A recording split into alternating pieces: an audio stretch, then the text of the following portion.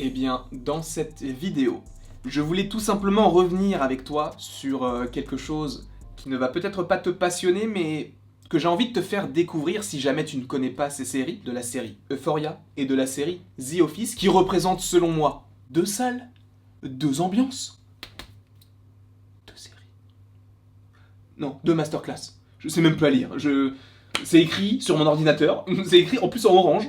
Et non, j'ai pas su lire, je suis vraiment trop con. Quoi qu'il en soit, je vais te parler de ces deux séries qui n'ont rien à voir, que ce soit sur la durée, que ce soit même dans l'intériorité de la série par rapport à l'expression et l'exploitation de certains personnages. Ça n'a rien à voir, c'est le jour et la nuit, mais c'est juste que je me voyais pas faire une vidéo uniquement sur Euphoria pour vous dire ce que j'en ai pensé parce que je l'ai déjà fait. Et pareil pour The Office, mais là en fait c'est plus pour faire une update entre guillemets puisque je me suis rematé les deux séries. Bon, The Office ça date d'un petit peu plus longtemps, mais par rapport à la dernière vidéo c'est plus récent. Et Euphoria, en même temps, je ne peux qu'être amoureux de cette série-là. Pour rappel, petit pitch d'Euphoria, c'est l'histoire de Rue, qui est jouée par Zendaya, qui n'est autre qu'une toxico qui a passé tout son été dans un centre de désintoxication. Seulement quand elle va revenir dans sa ville, elle va vouloir continuer à se droguer, puisque ça ne part pas comme ça une addiction, il y a quand même pas mal d'étapes, je ne parle pas en connaissance de cause, mais par rapport à ce que te montre la série, c'est comme ça que ça se déroule. Sauf que tu as un personnage du nom de Jules, qui va totalement lui changer son optique de vie, et même en fait juste sa vie. Voilà en gros le pitch d'Euphoria. On passe très rapidement pour faire un comparatif avec The Office. C'est l'histoire d'une fabrique de papier. C'est même pire que ça. C'est même pas une fabrique de papier. C'est des revendeurs de papier. Ça donne pas envie. Je te l'accorde, moi-même quand j'ai su ça et quand j'ai vu les 2-3 premiers épisodes, ça m'intéressait pas du tout. Pourtant on me disait mais gros c'est une série culte, même aux États-Unis, tout ça c'est la série la plus regardée ou je sais pas quoi.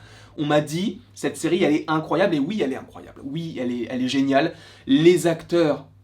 Mais Steve Carell, tu es un dieu pour moi, d'accord? Steve Carell, bon, j'ai pas trop apprécié Space Force, mais bon, pas lui dire. Mais dans The Office, il est incroyable. Sachez que c'est pas pour tout le monde, que ce soit Euphoria ou The Office. Pour Euphoria, assez trash, c'est interdit même je crois au moins de 16 ans en France, je ne suis pas sûr, mais en tout cas, il faut avoir un certain âge pour pouvoir regarder cette série, donc je ne vous la conseille pas si vous n'avez pas l'âge requis. Et pour The Office, honnêtement, c'est le jour et la nuit, je dis pas que tout le monde peut regarder The Office, mais c'est l'humour extrêmement noir, dites-vous bien.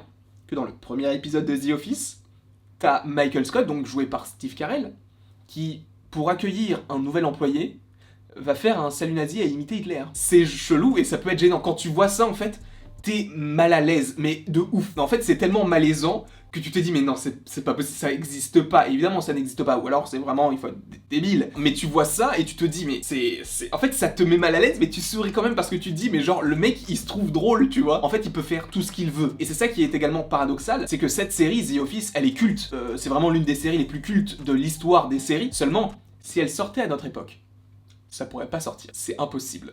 Il y a tellement de choses qui ne seraient pas acceptées, et ce qui pourrait être logique, parce que ça peut choquer, je comprends parfaitement, mais ça pourrait pas sortir aujourd'hui. Pour quelques précisions, The Office a commencé sa diffusion, je crois, en 2005. Donc vraiment, deux salles, deux ambiances. Mais ces deux séries sont pour moi des masterclass dans leur rubrique entre guillemets respectives. Pourquoi? Parce que Euphoria, c'est plutôt une série dramatique. Peut-être que le pitch ne t'a pas donné envie, mais si tu aimes les prises de risques, les paris audacieux et les... comment on peut dire ça? J'ai pas de suite. Je suis parti trop loin, mais disons que les mouvements de caméra, les choix du cadre, la musique, etc. Si t'es vraiment attentif à ça, disons, si t'es dans une optique de faire une analyse filmique entre guillemets de cette série-là, c'est du pain béni. Parce que t'as tellement de choses innovantes dans cette série, tu te dis mais c'est un truc de ouf. Juste, j'en ai parlé dans la vidéo par rapport à Euphoria, mais il y a un moment donné où elle prend du coup de la drogue dans une soirée et elle a les effets un petit peu automatiquement. Elle sort donc de la salle de bain et là, le décor, il tourne. Mais c'est pas genre il tourne, genre c'est la tête qui tourne, c'est elle qui... Non, c'est pas elle qui tourne, c'est le décor. Elle va tout droit. Genre le plafond devient le mur, qui devient ensuite le sol, qui devient le mur gauche et ça tourne comme ça, lentement évidemment, il faut pas qu'elle meure non plus. Et c'est fou, parce que justement, les personnages qui sont eux sur le sol, eux restent sur le sol. Donc si tu as des personnages qui sont au même niveau que Zendaya au début, mais qu'après ça tourne, en fait, eux vont aller sur le mur, sur le plafond, sur l'autre mur, et après revenir sur le sol. C'est incroyable. Et quand j'ai vu comment c'était fait, parce que je me suis dit, mais comment ils ont fait? En fait, c'est une sorte d'énorme machine à laver. Enfin, c'est un peu compliqué à dire comme ça, mais en gros, c'est une énorme pièce carrée, et il y a un système de rotation dans les murs, ce qui fait que, en fait, il y avait aucun acteur, et c'était juste le personnage de Rue qui avançait, et qui tournait, qui marchait sur le mur. mur, etc. C'est un truc de ouf. Ça, c'est dans une série. Il faut savoir que les séries ont moins de moyens, ont peut-être moins de recherche artistique parce qu'ils doivent aller assez rapidement, parce qu'une série, c'est quelque chose qui est partagé en plusieurs petites parties, c'est assez succinct. Même si, au final, c'est plus long qu'un film, en soi, il faut accrocher sur peu de temps, donc t'as pas forcément le temps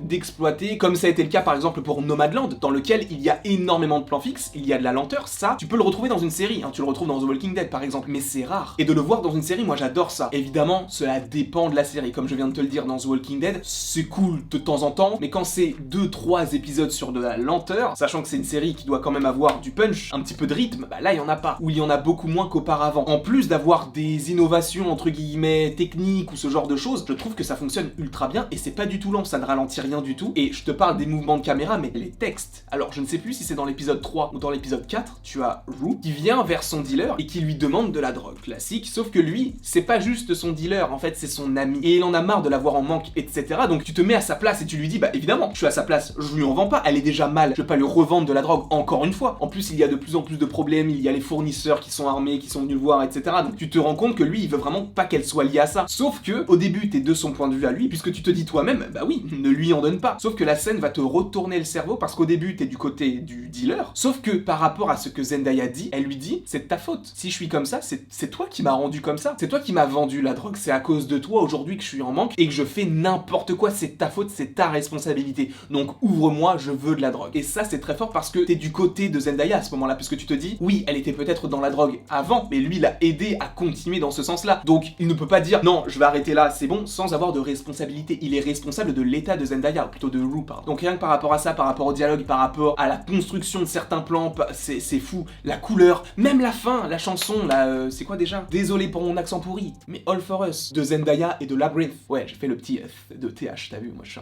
vraiment anglophone. Moi je suis plus gallois, tu vois. Je suis un peu plus gallois. Bref, pareil, cette scène-là, c'est la scène de fin de la saison 1 qui n'a, entre guillemets, pas de sens au premier abord, parce que c'est un clip, c'est même pas genre un truc que tu regardes à la télé, c'est le personnage de Zendaya qui d'un seul coup va chanter, va y avoir une sorte de gospel, ça va chanter dans la rue, va y avoir la... Tu te dis, mais à quel moment ça se passe comme ça? Pour tout vous dire, quand j'ai regardé le dernier épisode, j'étais dans le train, je rentrais chez moi, et je commence à regarder l'épisode, je vois qu'il y a de la musique qui arrive. Je me dis, bon, c'est Labyrinth, il était là depuis le début, il a fait We All Knew, enfin, en fait, il a fait la BO de la série, donc ça me dérange pas, ça me choque pas du tout. Sauf que là, tu vois que Zendaya, elle s'adresse à la caméra, elle commence à chanter. Tu te dis, mais là, en fait, tu sors totalement du truc, et c'est là où c'est fort, parce que dans une autre série où tu peux te dire, ça n'a aucun sens, ça n'a aucun rapport, là, ça fonctionne parfaitement bien. Vraiment, c'est génial. Cette série, elle est géniale. Et pour en revenir avec The Office, qui pour le coup, n'a aucun rapport avec ça, et en fait, je suis sûr, mais à 100%, 98%, on va dire ça, que tout le monde ici a déjà vu The Office au moins une fois. Peut-être pas la série, mais au moins des mèmes. Le God Please No de Michael Scott, il est culte. Quand tu as envie de montrer que ça t'énerve et que c'est un nom, tu mets en général ce gif. Hein. Il arrive en tout cas dans les premiers quand tu mets un nom. Il y a plein de gifs comme ça où tu te dis, ah mais ça sort d'où? Et ben ça sort de The Office. Et c'est pareil, moi au début The Office j'étais pas du tout dedans. Enfin, la saison 1 elle est un peu lente, il y a que 6 épisodes mais c'est pas très drôle. Ce n'est qu'à partir de la saison 2 que ça commence véritablement à être très intéressant. Mais c'est vrai que la saison 1 c'est un petit peu plus compliqué. Donc quand tu commences avec une saison 1 qui est un petit peu en dents de scie on va dire, avec des gifs que tu connais qui te font rire uniquement en gifs sans avoir de contexte, tu te dis, bon bah je vais continuer à la regarder. Et quand tu découvres que les gifs ne sont que la partie visible de l'iceberg, tu te dis mais cette série elle est incroyable. Ça a été entre guillemets créé par Ricky Gervais qui a notamment réalisé et joué dans Afterlife, que j'ai adoré et qui est d'ailleurs sur Netflix. Mais cette série The Office elle est incroyable. Michael Scott c'est un dieu, Dwight Schrute, Jim Halper,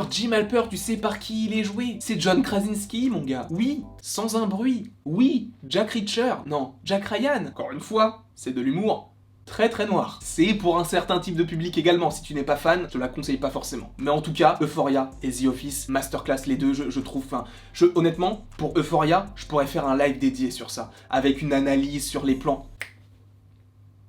Est-ce que ça te tenterait? Moi ça me tente. Je sais pas. Je sais pas parce que... Je sais pas. Mais pourquoi pas? Je vais me refaire la saison 1, et je vais faire une analyse un petit peu comme j'avais fait avec Chloé Zhao, et pour Euphoria.